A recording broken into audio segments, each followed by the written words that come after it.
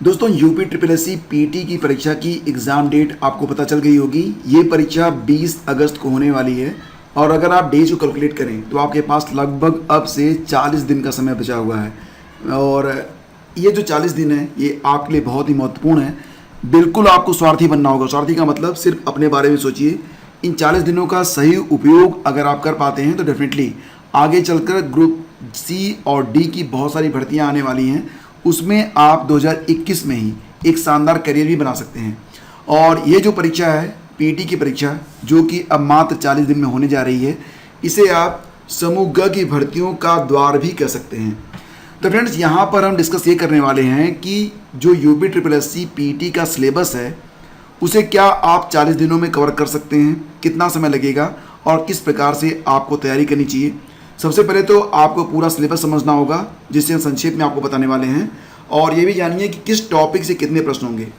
कुछ छात्र ऐसे भी हैं, यूपी के हैं, तो डेफिनेटली ऐसा होता है कि यूपी बोर्ड के जो बच्चे होते हैं इंग्लिश उनकी थोड़ी सी वीक होती है, मैथ भी थोड़ी सी वीक होती है अगर वो आर्ट साइड के स्टूडेंट हैं तो अगर अंग्रेजी को छोड़ दिया जाए तो क्या फ़र्क पड़ने वाला है, और गणित का कितना वेटेज है, क्या गणित को इग्नोर करके आप इस परीक्षा में अपना एक टारगेट यानी कि एक बेहतर स्कोर क्या आप बना पाएंगे। सबसे पहले तो आप ये जानिए कि आपको कम से कम कुल मिला के 65 का टारगेट लेके चलना है। मतलब ये है कि 100 अंकों में से कम 65 अंक का टारगेट आप बना के चलेंगे, तभी जाके ये मानिए कि आगे आने वाली जो भर्तियां हैं, पहले राउंड में 30,000 भर्तियां आने की सूचना प्राप्त हो रही है अक्टूबर के महीने में, तभी आप उसमें चयनित हो पाएंगे। क्योंकि प्रतियोगिता का दौर है, बच्चे लगातार मेहनत कर रहे हैं। आपको भी इस भ्रम में नहीं रहना है, या फिर राम भरोसे रहना है तो वो अलग बात है, लेकिन अगर डेफिनेटली आपको अपना सिलेक्शन लेना है तो टारगेट यही होना चाहिए। ये मैं पहले ही बता चुका हूँ। और देखिए, गणित का जो सिलेबस है वो भी मैं आपको बताऊँगा। 100 में से 30 अंक तो केवल गणित से आने वाले हैं, तो गणित को इग्नोर करके आप बिल्कुल भी पीटी को जो है क्रैक करके भी सिलेक्शन के बारे में मत सोचिएगा, क्योंकि गणित को निकालने के बाद मात्र 70 अंक की ही परीक्षा आपके लिए बचती है। इसमें भी नेगेटिव मार्किंग है, और वो कितनी है देखिए 1/4 है। यानी कि 4 प्रश्न अगर गलत हो गए, मान लेते हैं ऐसे समझिए कि 5 प्रश्न आपने किए, एक उसमें आपका सही हो गया, बाकी 4 आपके गलत हो गए, तो रिजल्टेंट आपका हो जाएगा 0। तो इस प्रकार से, ठीक है। तो देखिए, जो ये परीक्षा होगी ये 20 अगस्त को होगी, 2 पालियों में होगी, और इसका जो एडमिट कार्ड है वो अभी जारी नहीं हुआ है। कुल 100 अंकों की परीक्षा है, यानी कि कुल मिला के 100 प्रश्न आपको जो कि MCQs में होंगे, तो 100 प्रश्न आपको यहाँ पर हल करने होंगे। और एक प्रश्न जो होगा, एक क्वेश्चन, ये 1 अंक का होगा, ये भी ध्यान रखना। नेगेटिव मार्किंग कितनी है तो 1/4 है, मैं बता चुका हूँ। समय मिलेगा आपको मात्र 2 घंटे का। तो किस टॉपिक से कितने अंक आने वाले हैं ये आप सबसे पहले समझ लीजिए। भारतीय इतिहास और भारतीय स्वतंत्रता आंदोलन दोनों को मिलाकर देखा जाए तो 5-5 अंक, यानी कि कुल वेटेज यहाँ पर बनता है हिस्ट्री का कितना, 10 अंक का। भूगोल में राष्ट्रीय और अंतर्राष्ट्रीय दोनों ही टॉपिक से क्वेश्चन आएंगे, 5 अंक। भारतीय अर्थव्यवस्था में आपको जो है 1947 से लेकर 1991 तक, और वर्तमान में जो परिस्थिति है करंट अफेयर के अंतर्गत जो आती है, उसको भी आपको देखना है, 5 अंक। तो अंक भले ही कम है, लेकिन सिलेबस जो है वो काफ़ी होगा। हालांकि टू द पॉइंट आपको चलना होगा और बहुत अधिक विस्तार में नहीं जाना है, क्योंकि परीक्षा जो है वो MCQs बेस्ड है। तो बेसिकली इसमें ये टेस्ट होगा कि आप तथ्यों को कितना सटीक याद रखते हैं। भारतीय संविधान और लोक प्रशासन से संबंधित 5 क्वेश्चन होंगे, और इसके बाद सामान्य विज्ञान से भी 5 प्रश्न होंगे, और ये 5 अंक होंगे। तो सामान्य विज्ञान में क्या क्या पूछा जाएगा, देखो इसमें आपका जो है फिजिक्स भी होगी, केमिस्ट्री भी होगी और बायोलॉजी भी होगी, तीनों का वेटेज इसमें समान रहेगा। सामान्य हिंदी से आपको 15 अंक देखने को मिलेंगे, 5 अंक तो हो जाएगा आपका व्याकरण से, और 10 अंक, और इस 10 अंक में 2 गद्यांश होंगे, ठीक है।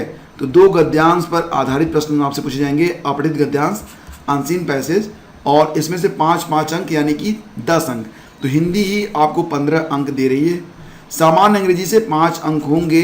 अगर आप चाहें, अगर आपको ये लगता है कि अंग्रेजी आपको बिल्कुल नहीं आती है, तो इंग्लिश को आप इग्नोर कर सकते हो, 5 अंक हैं। हालांकि इंपॉर्टेंट है, मैं कह रहा हूँ कि अगर आपको समय मिलता है तो आप इस पर भी फोकस करें, लेकिन अगर आप इंग्लिश को इग्नोर करके बाकी टॉपिक को भी कवर कर लेते हैं तब भी आपका सिलेक्शन हो जाएगा। और डेफिनेटली जो सामान्य अंग्रेजी होगी इसमें जो प्रश्न होंगे बहुत अधिक टफ नहीं पूछे जाएंगे। Current affair is very important. कम से कम 1 साल का करंट तो आपको पढ़ना ही पड़ेगा और इसके लिए 10 अंक निर्धारित हैं। कुल मिला के 10 प्रश्न आपसे पूछे जाएंगे, तो ये ध्यान में रखना। आप करंट अफेयर को बिल्कुल भी इग्नोर मत करना। कब तक का करंट पूछा जाएगा, तो कम से कम आप देखो ये परीक्षा हो रही है अगस्त में, 20 अगस्त की परीक्षा है, तो कम से कम पूरा आप 31 जुलाई तक डेफिनेटली आप कवर करना, और अगर पॉसिबल हो तो कम से कम जो है 8 अगस्त तक कवर करेंगे तो ज़्यादा बेटर होगा।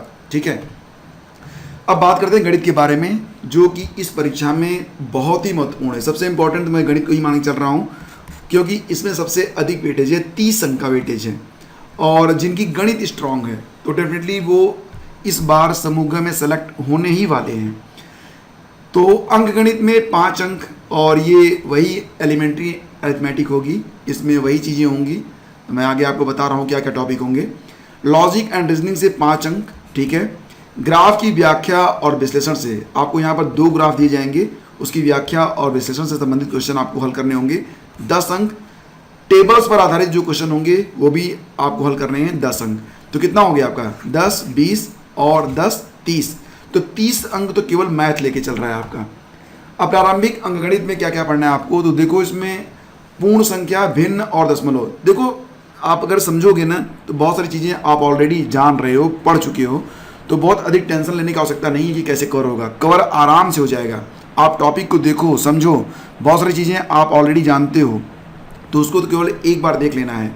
कुछ टॉपिक ऐसे हैं जो बिल्कुल आपने नहीं पढ़ा है, तो देखो एक डायरी ले लो, उसमें सबसे पहले पूरा जो सिलेबस है इसका फोटो स्टेट करवा के रख लो या हाथ से लिख लो, और ये देखो कि कौन कौन से टॉपिक आपको पढ़ने हैं और कौन कौन से आप पहले से जान रहे हो। तो जो टॉपिक आपको पढ़ने हैं उसको जो है लिखते हुए पढ़ो और उसको प्रतिदिन कवर करो, ठीक है।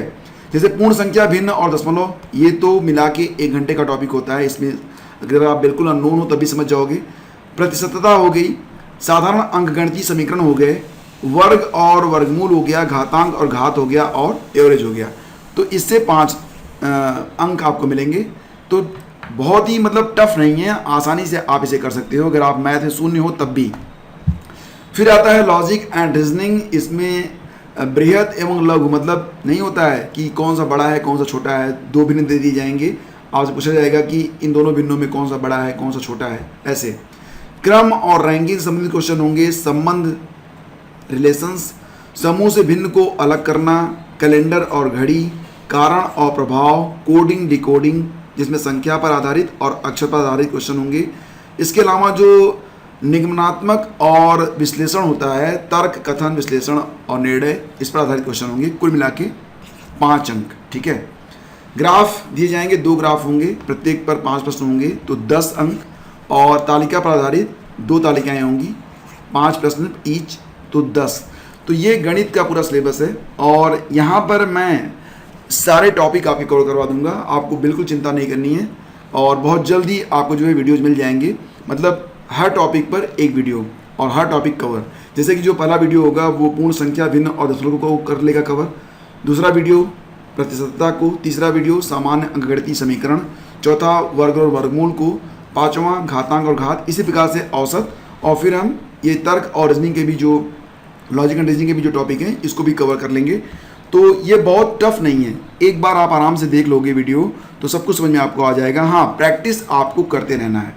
तो फ्रेंड्स, सबसे पहले तो आपको क्या करना है कि सिलेबस आप डाउनलोड कर लो। पूरा का पूरा जो सिलेबस है वो मैंने अपने टेलीग्राम चैनल पर दे दिया है, वहाँ पर जाकर डाउनलोड कर लो, और डाउनलोड करके उसे प्रिंट आउट ले लो, या उसको प्रिंट आउट की व्यवस्था ना हो, जो लोग गाँव में रहते हैं तो वो लोग उसको हाथ से ही अपनी डायरी पर नोट कर लें, और ये देख लें कि कौन कौन से टॉपिक आपको अच्छे से मतलब आपने पढ़ लिए हैं, कौन कौन से टॉपिक अभी आपके शेष बचे हुए हैं।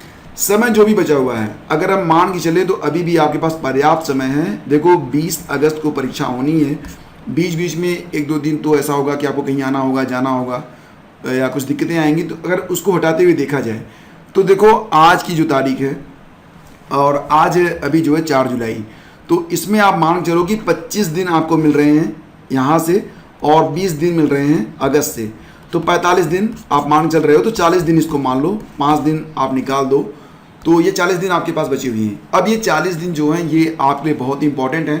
आपको अगर इसका पूरा उपयोग करना आ गया, या आपने इसको बिल्कुल जो है एकदम अर्जुन की तरह अपना जो नज़र है वो अगर आपने लक्ष्य पर साध लिया तो सफलता ज़रूर मिलेगी आपको। और याद रखना ये बहुत ही इम्पॉर्टेंट है कि आप इसमें बहुत अच्छा स्कोर लेकर आएँ, ठीक है।